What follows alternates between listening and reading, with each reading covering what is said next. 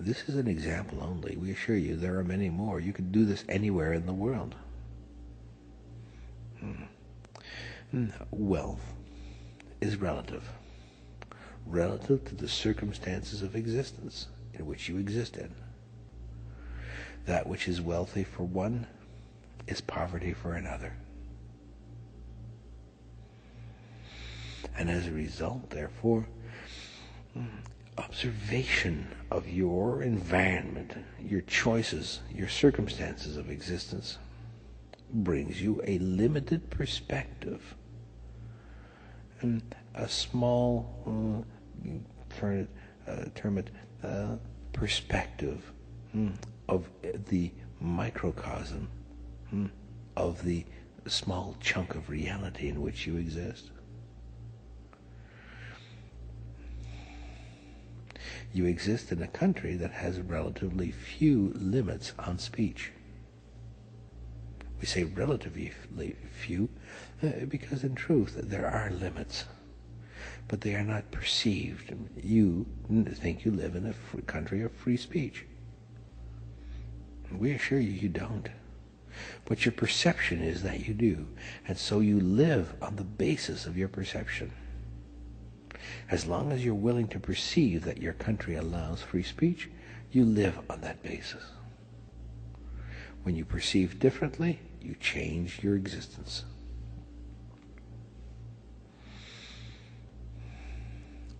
So reality and observation of reality is two different things.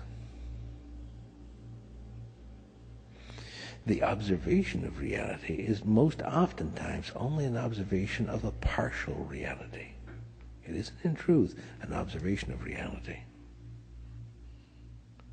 And reality itself transcends the boundaries of observation. It moves beyond them.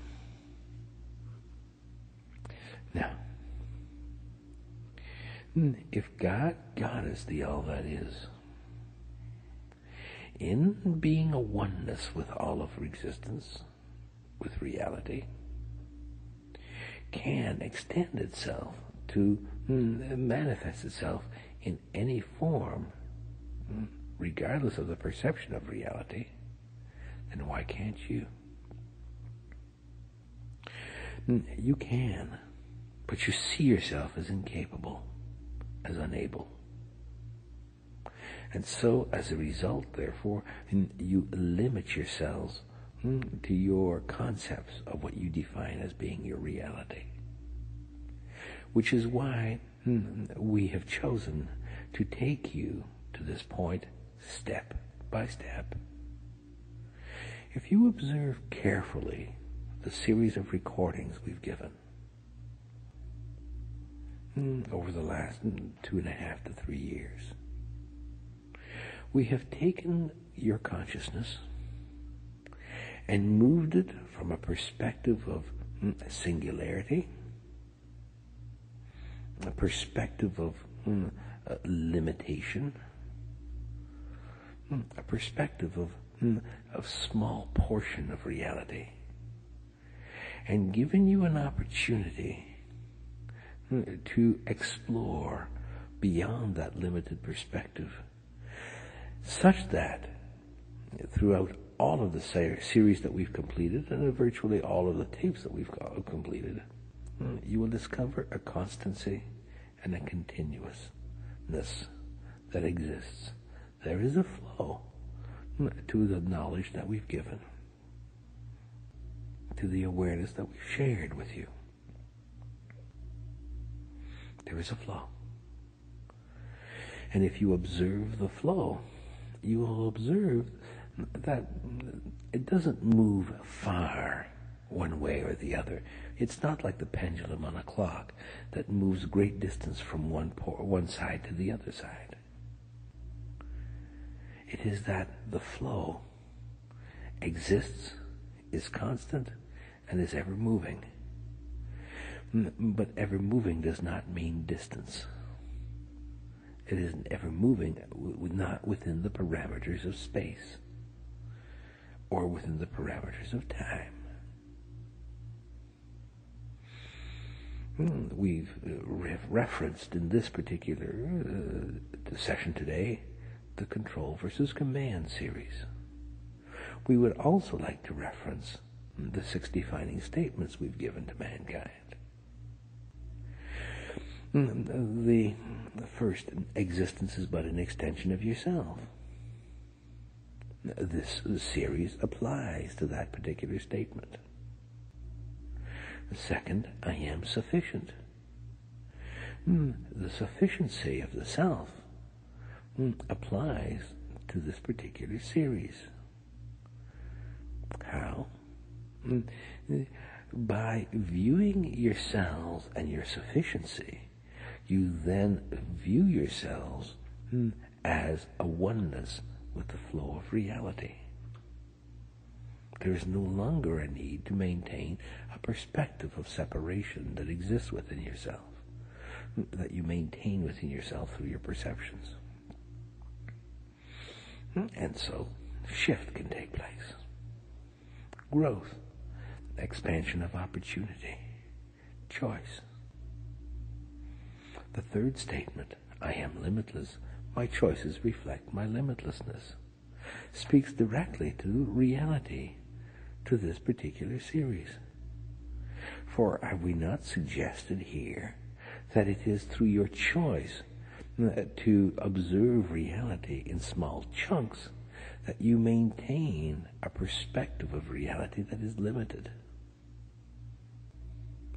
And that by giving yourself the permission to move beyond these small chunks of reality, that you then expand your perspective and begin to appreciate the constancy and continuousness of reality. The reality is not about defining limits. It is about constancy and continuousness.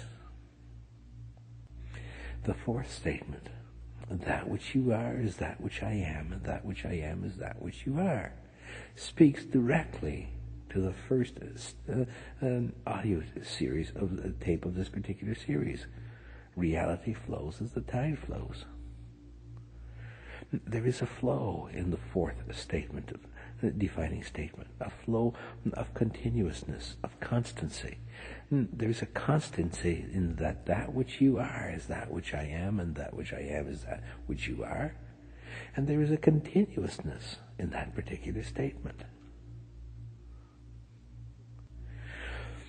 The fifth statement, that which you choose, you do so out of joy. This fifth particular statement speaks directly to this series. For you will discover in this series, in the next session, of the key components of prime reality, that joy is a key component. Hint, hint. And as a result, therefore, the fifth defining statement speaks directly to reality and existence. And the last defining statement, all that I am is love, all that you are is love, speaks once again to flow, constancy, continuousness, and even more, speaks to oneness.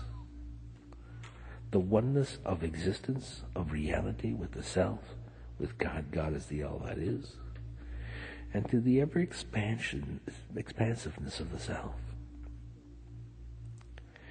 So, to allow us to reference these 6 defining statements in this particular workshop series is to give you another perspective on how to expand your perspective of the 6 defining statements, and how to apply them to your reality, such that your reality expands or your perception of reality expands to the perception of what reality truly is.